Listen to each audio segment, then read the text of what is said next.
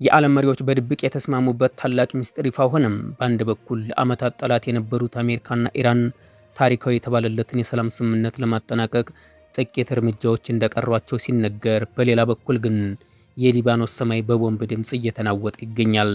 የሂዝቦላህ መሪ ናኢም ቃሲም በድንገት በሰጡት ከባድ መግለጫ ምን ያሳያል? ከሩሲያ አስፈሪ የአጸፋ ጥቃት ጀርባስ ምን ሴራ አለ? ዛሬ ሜይ 25 ቀን 2026 የዓለማችን ላይ የተከሰቱትን አስደንጋጭ ሰበር መረጃዎች ፋክት ፈርስት ይዞላችሁ ቀርቧል። እስከ መጨረሻው አብራችሁን ቆዩ።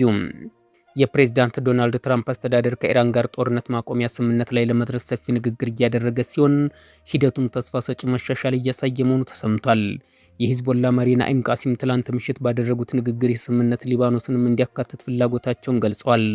ይሁን እንጂ መሪው አክለውም ድርጅታችን ትጥቅ እንዲፈታ የሚቀርበውን ጥያቄ ሙሉ በሙሉ ውድቅ ማድረጋቸውን፣ ትጥቅ መፍታት ለእኛ መጥፋት ነው ሲሉ አስታውቀዋል።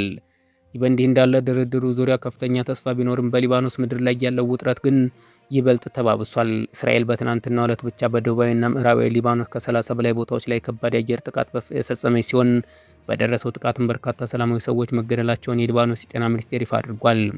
በተያያዘ ዜና ሂዝቦላ ታጣቂዎች በበኩላቸው በእስራኤል ይዞታዎች ላይ ከ20 በላይ የሚሆኑ የሮኬትና የድሮን አጸፋ ጥቃቱ መፈጸማቸውን አስታውቀዋል። የእስራኤሉ ጠቅላይ ሚኒስትር ቤንያሚን ኔታንያሁ አሜሪካ እስራኤል ራሷን የመከላከል ሙሉ መብት እንዳላት መደገፏን በመግለጽ ወታደራዊ እርምጃው ሊቀጥል እንደሚችል ፍንጭ ሰጥተዋል። በሌላ በኩል በምስራቅ አውሮፓ ሩሲያና ዩክሬን ጦርነት አሁንም በአየር ጥቃቶች ተባብሰው ቀጥለዋል።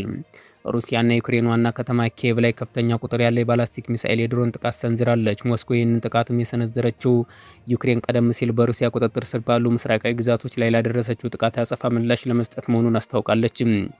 ከዚህም በተጨማሪ የአፍሪካ አህጉር የተሰማው የጤና ስጋት የዓለምን ትኩረት ስቧል። ዓለም ጤና ድርጅት WHO በዲሞክራቲክ ሪፐብሊክ ኮንጎና በኡጋንዳ የተቀሰቀሰውን የኢቦላ ወረርሽኝ የዓለም አቀፍ ሕዝብ ጤና አስቸኳይ አዋጅ ሲል አውጆታል። ሁኔታውን ይበልጥ አሳሳቢ ያደረጉ ደግሞ በኮንጎ ምስራቃዊ ክፍል የሚገኙ ወረርሽኞች ማዕከል ላይ የአካባቢው ነዋሪዎች ባደረሱት ጥቃት ሕክምና መስጫ ድንኳኖች በእሳት መቃጠላቸው ነው። በመጨረሻም የሳይንስና ቴክኖሎጂ ዘርፍ ቻይና አዲስ ታሪክ መጻፏን የሚገልጽ መረጃ ደርሶናል። ቤጂንግ 3 ጠፈርተኞችን የያዘችውን ሳንዡ 23 መንኮራኩር በተሳካ ሁኔታ ወደ ህዋ አስወንጭፋለች። እነዚህ ጠፈርተኞችን በታሪክ ለመጀመሪያ ጊዜ ለአንድ ሙሉ ዓመት በህዋ ምህዋር ውስጥ የሚቆዩ ሲሆን ይህም ቻይና በ2030 ሰዎችን ወደ ጨረቃ ለመላክ ለያዘችው ታላቅ ምኞት እንደ ትልቅ መሸጋገሪያ ድል ተቆጥሮላታል። ከታተላችሁ ዛሬ ሜይ 25 ቀን 2026 በዓለም አቀፍ ደረጃ ከፍተኛ ትኩረት ያገኘውን ሰበር መረጃዎች ነበር። ለቻናላችን እድገት አዲስ የሆናችሁ ላይክ፣ ሰብስክራይብ ማድረጋችሁ እንዳትረሱ እያልን በሌላ ቪዲዮ እስከምንገናኝ በሰላም ቆዩን። ፋክት ፈርስት ነበርን።